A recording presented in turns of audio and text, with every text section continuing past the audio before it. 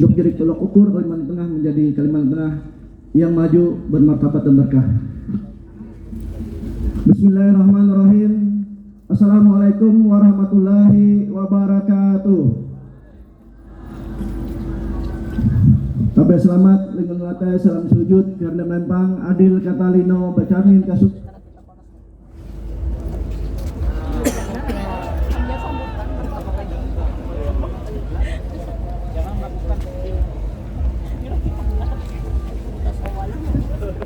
Tes. Yang saya hormati Forkopimda Provinsi Kalimantan Tengah, yang hadir bersama kita Pak Kapolda Kalimantan Tengah, Pak Kejati Kalimantan Tengah, Pak Dandrem, Pak Dandim Tinggi, Pak Asari sebagai Kabinda Kalimantan Tengah, yang saya hormati Bapak PLH Sekda Provinsi Kalimantan Tengah dan seluruh jajaran KPD Provinsi Kalimantan Tengah, yang saya hormati Ketua KPU Provinsi Kalimantan Tengah dan seluruh jajaran, yang saya hormati Ketua Bawaslu Provinsi Kalimantan Tengah dan seluruh jajaran, yang saya hormati para calon-calon gubernur dan wakil gubernur. Yang pertama saya sebutkan nomor 1 Bapak Weli M. Yosef beserta Bapak Habib Ismail. Yang saya hormati nomor 2 Bapak Dolensa atau dipanggil Pak Oyen. Abang saya juga, Bang Supian Hadi, menjadi wakil gubernur. Yang saya hormati pasang nomor urut 3 ya Bapak Haji Abdul Setia Sabran. Beliau juga selaku Dewan Adat Dayak Provinsi Kalimantan Tengah dan juga sekaligus ya bagaimana ya kalau saya bilang ya ini abang saya Pak. Yang saya hormati wakil gubernur yang sedang bertarung Pak Edi Pertowo. Yang saya hormati pasangan nomor 4 Bapak Raja, selamat bertarung dan tetap semangat. Pak Sri Soanto, tetap semangat Pak, harus bertarung. Kalau bilang remaja berani hangit dari wajah sampai ke puting, jadi jangan tanggung-tanggung, maju terus sesuai dengan semangat Iseng Ulang. Kalau orang Jawa bilang rawe-rawe rantas malam-malam kutung. Yang saya hormat juga yang sebankan para tokoh agama, tokoh-tokoh lintas agama, tokoh masyarakat, Bapak Ibu hadirin, para pendukung tempat pasangan calon baik nomor 1, nomor 2, nomor 3 dan nomor 4. Kalau berkenan tidak mengurangi rasa hormat saya kepada Bapak-bapak yang hadir, kita tidak akan yel-yel semangat Iseng Ulang. Tapi saya memohon para hadirin berdiri. Kalau nggak mau berdiri bukan orang Dayak berarti. Kalau nggak mau berdiri bukan di tanah Dayak berarti. Karena semangat Iseng Ulang ini. Tapi saya nanti gini, nggak berani gini, nggak berani gini, nggak berani gini, nggak berani gini, gini.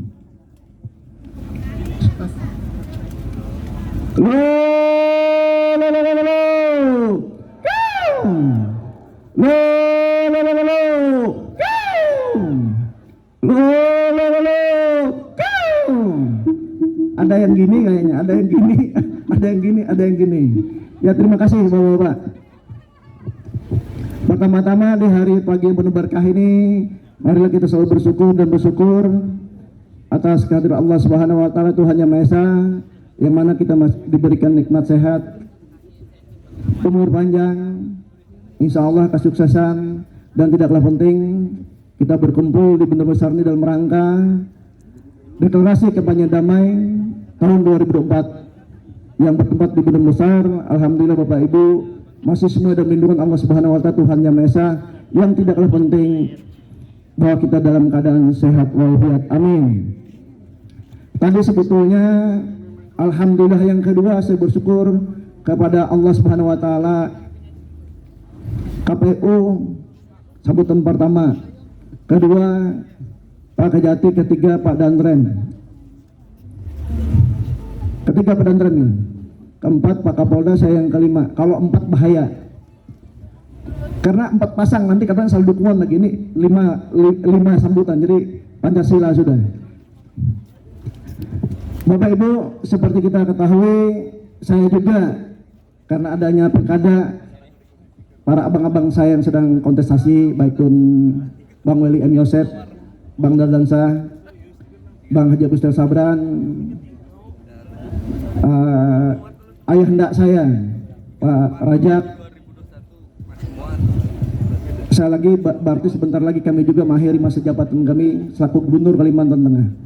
Yang mana sebetulnya masa jabatan itu berakhir 2026, tetapi karena disepakati bersama oleh pemerintah pusat, baik pun eksekutif dan legislatif pemerintah pusat, bahwa jabatan gubernur yang periode kedua kami 3,5 tahun. Ketika gubernur nanti terpilih, yang terpilih nanti insya Allah kami baru berhenti menjadi gubernur.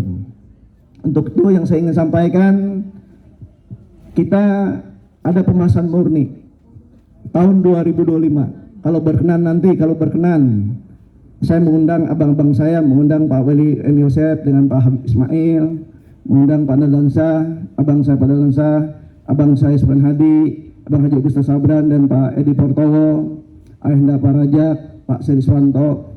Saya mengundang sarapan pagi supaya berbicara Kalimantan Tengah, karena saya masih bertanggung jawab untuk pembahasan anggaran tahun 2025. Mengundang mengenai Kalimantan Tengah, seperti contoh sekarang anggaran dari 3,3 triliun 400 miliar, alhamdulillah sampai di anggaran perubahan ini berada di anggaran 10 triliun 200 miliar. Itu sejarah panjang dan tidak gampang, butuh dobrak-dobrakan apa yang disampaikan oleh Kang Kapolda, Bang Kapolda tadi. Apa pimpinan dan leadership? Tentu seorang pimpinan itu membutuhkan seorang yang punya leadership, punya kekuatan, punya tekad, dan punya keberanian. Tentu visi misi semuanya pasti. Saya yakin visi misi itu, saya kemarin ditanya wartawan bahwa Pak Gubernur, kalau dilihat visi mereka yang berempat nih bagaimana, 1, 2, 3, 4 nih. Saya bilang itu cuma visi misi itu tetap sama, slogannya aja akan berbeda, kata-katanya yang berbeda.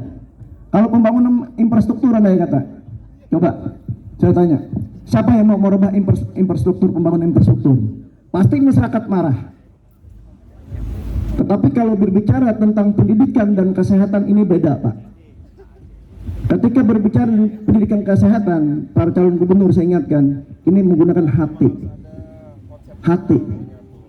Karena banyak masyarakat yang di bidang kesehatan juga, sejak kami jadi gubernur 2016, rumah sakit provinsi, BPJS antara pusat dan provinsi itu ditanggung oleh dana APBD, SFR. Tapi ada yang kami gratiskan, kesehatan ini kami gratiskan. Nah silahkan calon gubernur ya silahkan mau meneruskan, silahkan, mau tidak pun tidak. Tapi seorang pimpinan harus pakai hati, termasuk bidik misi terbaik Kalteng Berkah. Andai kata Pak Weli mau pakai Pak, kami teruskan, ya itu memang bagus kok. Iya. Andai kata Pak Dadansa, andai kata kami teruskan, ya itu memang bagus. Nah yang silakan lanjutkan, ya silahkan. Yang silakan Pak Ayahanda Pak Raja pasal nomor 4 ya silahkan. Kalau itu nggak bagus, ya silahkan berubah. Nah mengenai supaya nggak ada campur kisruh, ini saya sampaikan. Yang lain saya sampaikan, saya nggak berani menyebut nomor urut. Kalau nanti saya menetap di nomor 1 terus 2 terus nanti 3 terus atau 4 pas. Saya mengatakan begini Pak, saya sekarang dari dana yang ada itu Kalimantan Tengah ini adalah jantung kotanya, kota Pelana Raya. Gerbang itu ada 3. Gerbang pertama jantung kota harus dibenahi. Insya Allah Pak calon gubernur, mulai dari Duta Besar, RTH, Dinas Transmigrasi sama Tenaga ini kami pindahkan tahun 2025 terakhir, bulan Desember nanti 2025 ini selesai. Nah terus selanjutnya 2006 ini dinas kehutanan dipindahkan. Nah, Batanggaring, saya minta Batanggaring, saya memohon kepada Kang Kejati, Bang Kapolda, supaya ini kembali ke hak provinsi. Ini dulu tanah provinsi menjadi HGB oleh HPH yang ada di Kalimantan Tengah. Ini diambil. Kita ingin ini benernya ada RTH, ada letak untuk para UKM, untuk UKM. Kalau ini bisa dibenahi, Kota Palangkaraya, jantung Kalimantan Tengah ini akan berubah total. Inilah martabat Kalimantan Tengah, karena letaknya di Kota Palangkaraya. Nah, terus Senaman Tikai, insya Allah dengan berubahnya Senaman Tikai, Kota Palangkaraya nanti tidak akan kumuh. 2025 Senaman Tikai selesai. Silakan para calon gubernur yang sedang bertanding, ya pakai aja kalau itu bagus. Tapi nggak mungkin kan kalau Bapak menghentikan pembangunan. Saya juga nggak ragu untuk membangun Senaman Tikai. Ketika calon gubernur manapun menutup Senaman Tikai, berarti kan yang marah nanti dan mereka masyarakat, diserahkan kepada masyarakat. Nah, terus di sini juga akan dibangun relokasi rumah sakit Dr. Parmus. Saya terima kasih Bang Boyan sudah membangun rumah sakit di Berita Utara. Enggak, yang positif harus saya puji, Pak. Ya. Terus beliau juga membangun masjid besar, terus membangun jembatan penyeberangan. Kenapa saya harus memuji seseorang? Tidak perlu. Nah, terus Pak Supian Hadi ada rencana membangun dulu waktu jadi bupati, pernah bicara saya dengan saya untuk membangun jembatan Mentaya. Insya Allah tahun 2025 ini akan kita letakkan batu pertama, Pak Supian Hadi. Ya, kenapa enggak? Ini harus kita berpikir terbuka. Ini bukan untuk saya, bukan untuk Sugianto, tetapi untuk Kalimantan Tengah.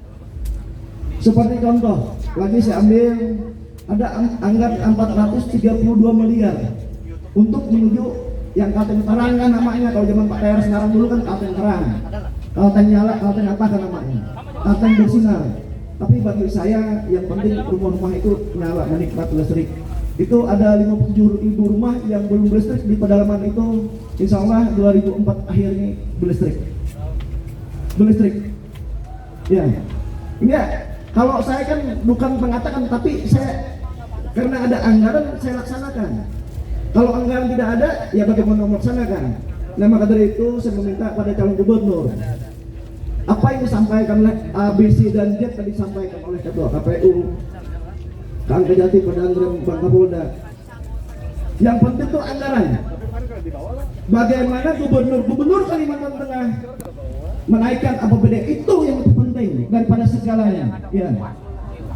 Karena anggaran itu yang bisa membangun Kalimantan Tengah daripada bertengkar ini, itu, dan ini. Nah, terus yang lain masalah bansos, itu bukan bansos. Biar clear. Kalau saya sedang ke kabupaten,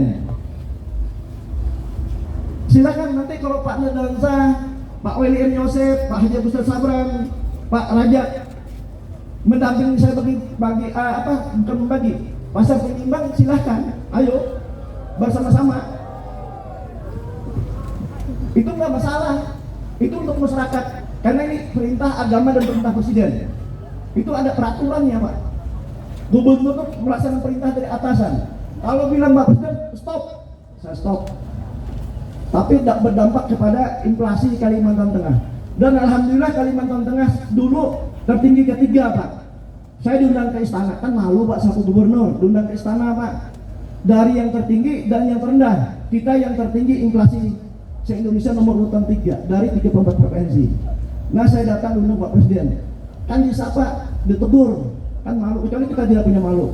Nah, akhirnya kita laksanakan. Alhamdulillah sekarang provinsi Kalimantan Tengah nomor urutan 4 terendah se-Indonesia. Enggak, ini kan supaya calon-calon lain tahu juga, semuanya sama bagi saya. 1, 2, 3, dan 4 karena calon-calon pimpinan masing-masing. Nah, yang terakhir nanti ada jalan santai perpisahan saya dan masyarakat Kalimantan Tengah. Itu saya berada di 13 kabupaten 1 kota jalan santai. Terakhir di Kota Palangkaraya, silahkan nanti calon-calon gubernur saya undang. Kalau saya jalan santai di Kotim, di Pangkalan, di mana saya jalan santai, apakah Kalteng Bersawat, itu saya menyapa masyarakat, silahkan kalian ikut. Tapi saya tidak akan menyebut nomor kalian, saya akan menyebut nama. Pak, silahkan Pak. Karena saya bilang sama kakanda saya harus sabaran dan semuanya, jadilah petarung sejati dan pernah takut Bang Habib Ismail. Jadi petarung sejati, jadi orang Dayak sejati. Kalau yang menyebarkan isu dan hoax itu bukan orang Dayak. Jadi seorang petarung sejati. Maka dari sekarang harus tekad, harus keberanian, bertarunglah jadi orang Dayak sejati. Dengan semangat sebulang, maju terus, pantang mundur. Ya, sebelum cita-cita tercapai. Berkenan juga dari calon gubernur yang terakhir kedua. Saya meminta